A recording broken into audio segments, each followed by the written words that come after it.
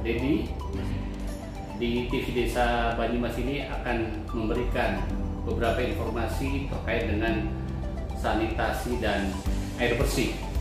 Dalam hal ini kita akan bicara bagaimana sebuah penataan layak air bersih dan sanitasi, sehingga ini adalah bagian dari sebuah prototip pembangunan berkelanjutan. Untuk mempersingkat, hari ini nanti TV Desa Banyumas akan memperkenalkan beliau secara langsung sehingga akan lebih mengenal. Begitu, saya persilakan Pak Dedi. Selamat siang, Assalamualaikum warahmatullahi wabarakatuh. Waalaikumsalam warahmatullahi wabarakatuh. Terima kasih Pak Iman juga memberikan kesempatan pada kami di TV Desa Banyumas, yang mungkin channel ya yang berisi dengan program-program pembangunan desa lah di Kabupaten Banyumas. Mungkin pertama-tama perlu memperkenalkan diri. Nama saya Dedi Hasan, kebetulan saat ini sebagai Kepala Dinas Perumahan dan Kawasan Permukiman Kabupaten Banyumas.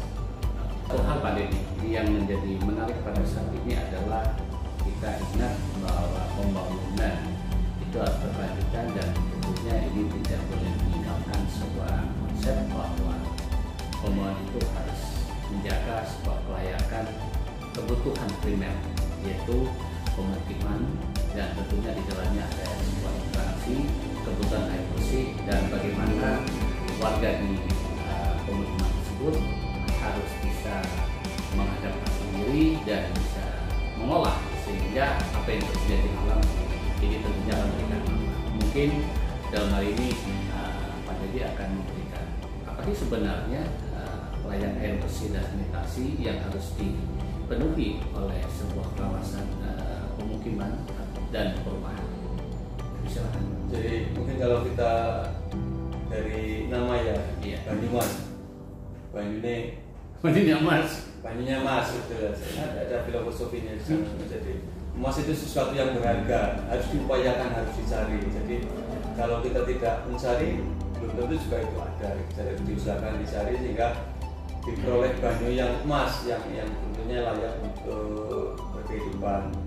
Kemudian terkait dengan bagaimana sebuah rumah, sebuah pemukiman, sebuah hunian itu dianggap sehat, maka tentunya adalah harus tersedia air bersih dan sanitasi. 24 jam kita hidup, kita tidak akan terlepas dari air dan sanitasi. Jadi mulai dari bangun tidur, untuk mandi, untuk masak dan lain sebagainya, sampai mau tidur lagi, itu kan harus simpan apa itu. Kemudian bangun malam mungkin untuk suatu air kan. Tentunya air ini harus berkualitas. Bagaimana sebuah air itu bisa berkualitas? Tentunya harus diolah, dicari, diusahakan, diupayakan ya. Mungkin banyak sumber-sumber air yang mungkin kalau beberapa waktu tahun yang lalu mungkin masih sangat terjaga. Sekarang dengan banyaknya pembangunan, banyaknya perubahan kebutuhan akan air bersih, industri dan sebagainya, itu bisa berdampak pada kualitas air yang ada di masyarakat. Kita tidak bisa membiarkan saja ya, harus dijaga ya. Jadi kemudian bagaimana sebuah air itu layak, dan ini untuk kebutuhannya untuk apa, ada standarnya masing-masing ya, ada standarnya masing-masing. Kalau air bersih, air minum, air bersih tentunya untuk kebutuhan kehidupan sehari-hari, tapi air minum berarti air untuk yang diminum itu tingkatannya lebih tinggi. Kemudian bagaimana memperoleh air sampai ke rumah tangga, itu juga harus terlindungi. Ada banyak mungkin bisa lewat sungai ya, tapi air yang itulah air yang terlindungi, artinya melalui perpipaan. Terlindungi ya, perpipaan, sehingga air dari sumbernya itu dapat dijaga kualitasnya. Kalau ini lewat saluran terbuka atau ada itu kan banyak hambatan-hambatan atau dampak-dampak negatif kan diakibatkan oleh perjalanan air dari sumbernya sampai ke tingkat rumah. Ini harus dijaga, dan itu yang harus mulai diperhatikan atau direncanakan di masyarakat di desa. Di semuanya lah, sebenarnya kebutuhan air tidak hanya di kota dan di desa. Tapi kalau di kota sebenarnya sekarang sudah ada PDAM ya. Ada. Nah, PDAM kalau di desa ini berdasarkan kewenangan, memang ada kewenangan di tingkat desa. Nah, kita di tingkat kabupaten banyak mendorong kalau ini ada dana dari dana alokasi khusus kita bisa langsung intervensi. Tapi begitu kita menganggarkan di desa tidak bisa, harus desa itu yang mengusahakan sendiri. Oh gini Pak Dedi, ini yang menarik adalah gini Pak Kepala Dinas, bahwa prioritas penggunaan dana desa di tahun 2023 itu bersandarkan pada sebuah data yang dipakai oleh Kementerian khususnya adalah menggunakan data SDGs, Sustainable Development Goals milik desa, di mana itu ada sebuah capaian yang kelima adalah desa layak air bersih dan sanitasi, dan ini sangat bersinggungan juga dengan SDGs milik nasional juga nomor 5 gitu. 2023 sampai 2030 itu kan perencanaannya pembangunan seperti itu. Tapi untuk yang 2003 itu memang masuk bagian daripada untuk menggolkan adanya convergence stunting. Nah, di sini mungkin kami itu mendapat informasi itu ya. Seperti apa sih sebetulnya kondisi air yang berkecukupan sehingga memenuhi sebuah standar layak, tapi khusus di desa itu Pak. Karena kalau kita melihat di desa itu udah kayak di kota nih. Bangunan sedikit kan dibuat rumah nanti kecil-kecil gitu ya. Ternyata mereka juga kebutuhan urbanisasi masih numpang dengan orang lain. Ini gimana? Mungkin ada sebuah tips bahwa kalau pengen bangun rumah itu di desa harus seperti ini gitu, sehingga nanti kepala desa ataupun dinas OPD bisa mensosialisasikan sebuah standar rumah sehat. Mungkin ini kita mulai dari ini ya, dari data dulu ya. Iya, oke. Data dari tingkat kabupaten. Kinerja air bersih kita itu baru sekitar 77% lah. Jadi masih ada 23% yang perlu kita tingkatkan. Kita penuhi kebutuhan air bersihnya. Kemudian untuk sanitasi itu baru sekitar 80%. Ada 20% yang harus segera dipercepat sebenarnya. Ini yang harus menjadi perhatian baik di kita di kabupaten maupun di desa, karena ada kemenangan-kemenangan ini desa. Dalam proses perencanaan ini yang desa harus punya data. Nah ini yang menarik Pak. Ya, data. Jadi mungkin setiap desa itu harus punya data mana-mana warga kita warga desa yang bersangkutan yang tidak terlayani air bersih, tidak terlayani sanitasi. Itu harus diintervensi, harus menjadi prioritas. Karena kalau tidak, ini saya yakin masyarakat yang tidak terpenuhi air bersih dan sanitasinya biasanya masyarakat yang miskin. Yang kalau dalam proses perencanaan pembangunan mereka tersisihkan. Prioritas di desa saya yakin masih jalan. Suatu desa biasanya kalau jalannya rusak, orang satu kampung akan protes semua.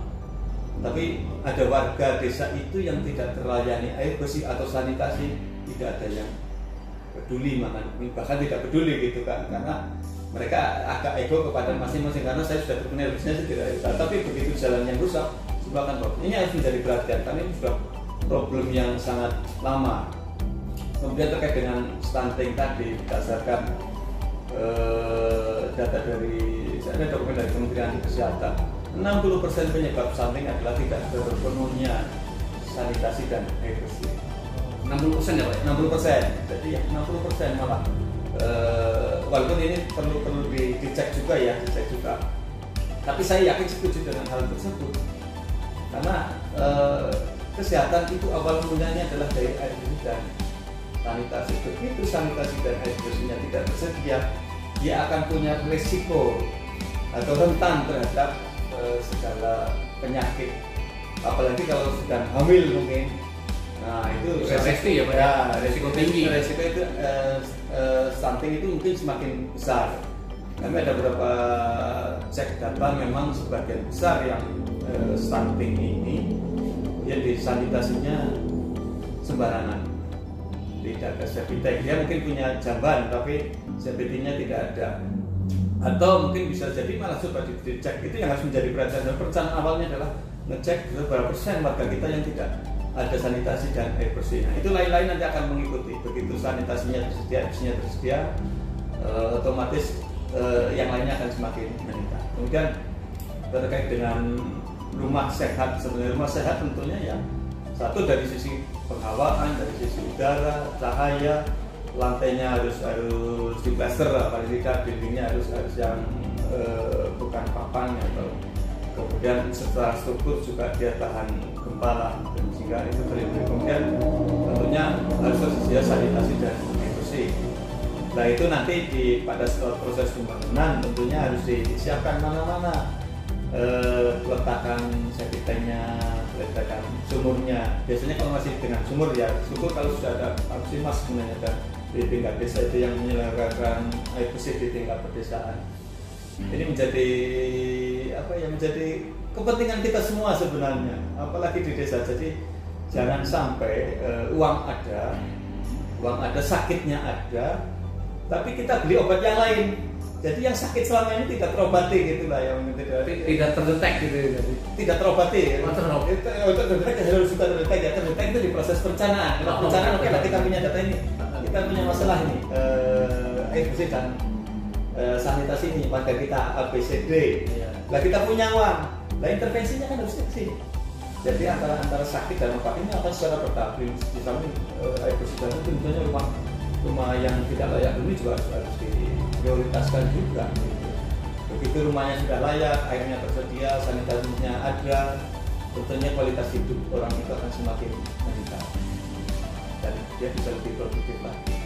Oke, terima kasih Pak Teddy. Berarti kunci pertama yang harus dilakukan adalah ada data, terus nanti dalam data, tentunya isi dari data itu kita konsentrasi pada sebuah standar rumah yang sehat ya, seperti tadi ketersediaannya jamban ada enggak gitu ya. Terus nanti airnya itu berasal dari pipanisasi atau air sumur atau air permukaan gitu ya. Nah ini yang sering saya jumpai adalah kadang-kadang itu kopinya Pak. Oh iya, terima kasih. Begini Pak, kadang-kadang itu rumah karena kebutuhan lahannya itu udah memang seperti itu, sehingga orang itu hanya kamar mandi numpang gitu. Nah ini kalau boleh ada sebuah tips gitu ya, apakah pemerintah jadi OPD itu dalam Indeberkem itu akan melakukan sebuah intervensi gitu, kalau kayak gitu ya jangan dulu dikasih izin untuk bangun rumah gitu loh. Ya mungkin kalau di tingkat pedesaan ya, artinya sebenarnya lahan masih ada lah ya, atau ada sebenarnya bisa disesuaikan ya, dikondisikan dengan tipe mungkin 36 sebenarnya masih sangat memungkinkan. Cuma kita sudah ada sekarang kan prototipe misalnya jamban itu yang sekali tanam gitu. Jadi itu pabrikasi itu kita di sini ada contohnya itu. Pabrikasi tinggal ditanam untuk satu keluarga. Kita banyak programnya. Program namanya hal situ air limbah setempat, kemudian dari KAP juga ada untuk jamban individu.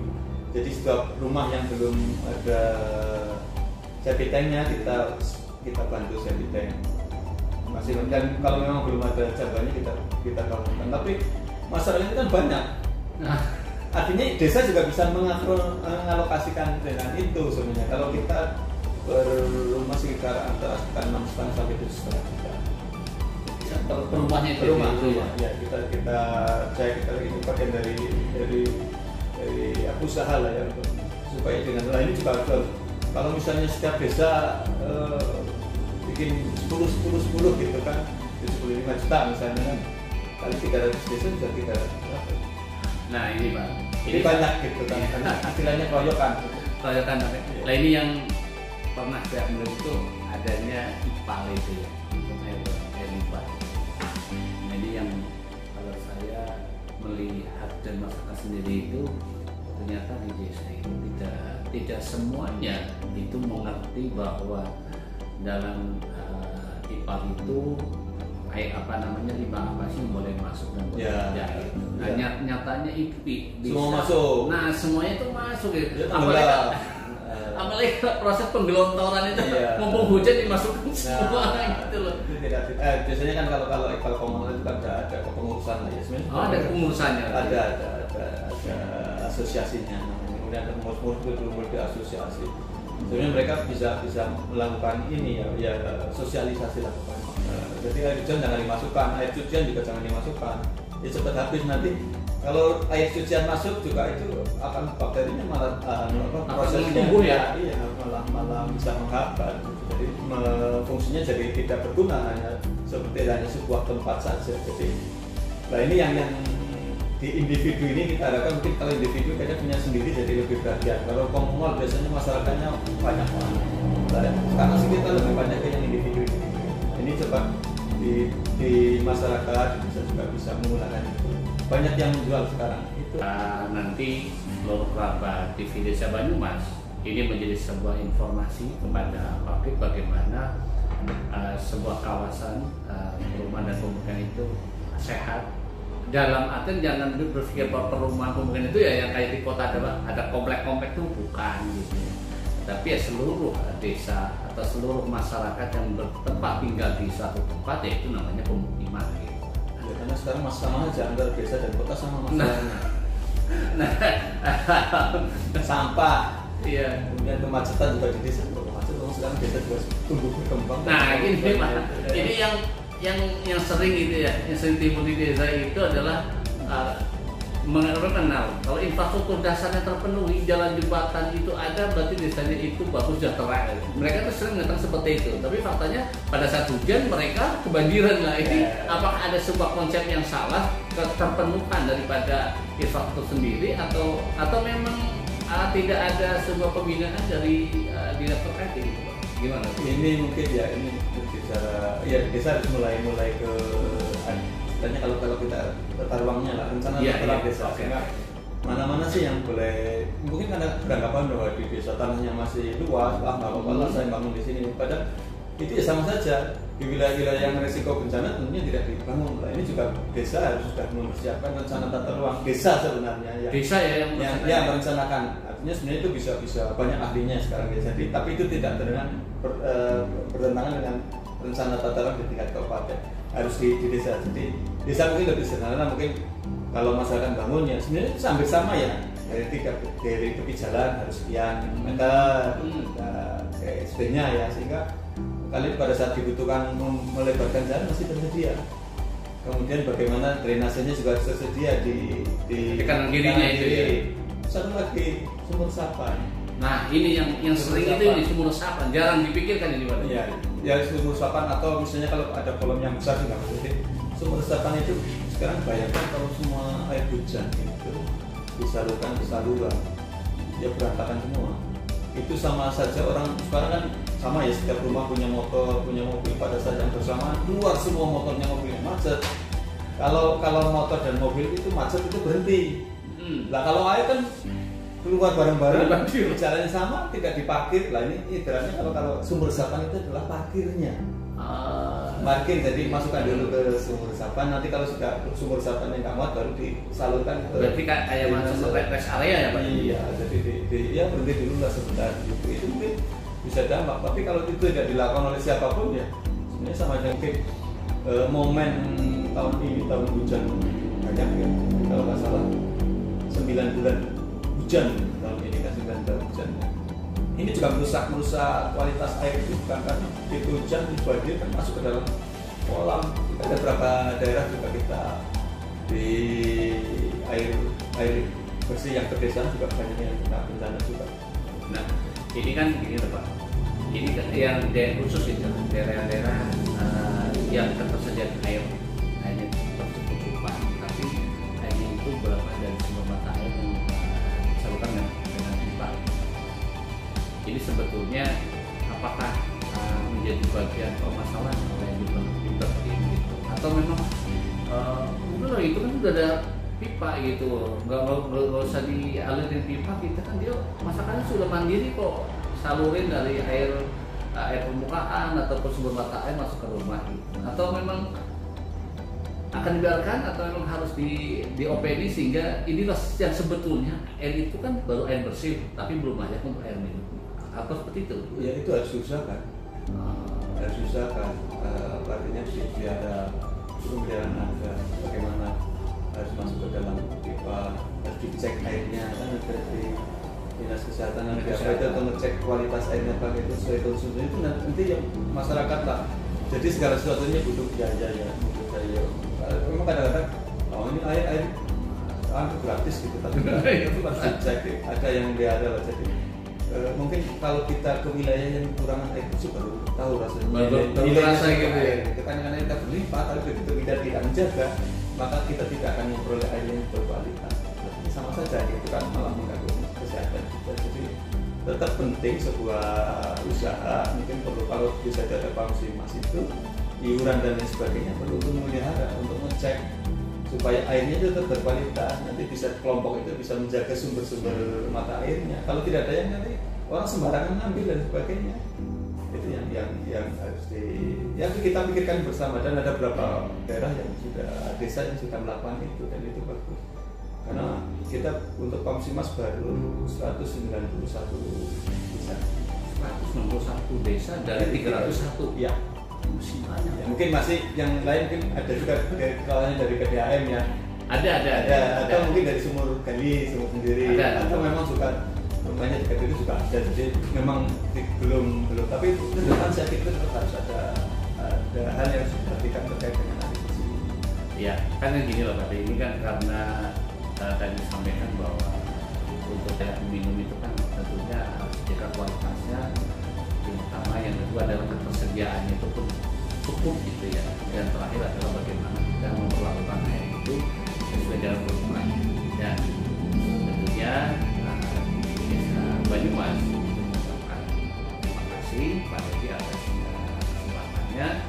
Mungkin di sesi yang lain lagi nanti di Desa Banyumas adalah ingin mudah bagaimana sih layak air dan juga sanitasi itu bisa diterapkan dalam sebuah misal itu desa, mungkin kan desa itu kan punya kalau sendiri, itu ada desa yang posisinya di lereng gitu ya, di tepi sungai, mungkin itu di di dataran tinggi, dataran rendah. Ini kan kami juga kan membutuhkan informasi karena para pemangku kepentingan di pemerintahan desa itu butuh sebetulnya. Tidak asal misalnya, ini desa saya adalah dataran tinggi, maka harus dibuat seperti itu kayak di lereng, harus ada pemukanya ada yang bertingkat atau yang, tapi sebetulnya itu tidaklah seperti itu. Tapi kembali lagi tentunya ini harus diedukasi, bukan lagi ini kan kewenangan desa, tidak, tapi tentunya ada sebuah aturan.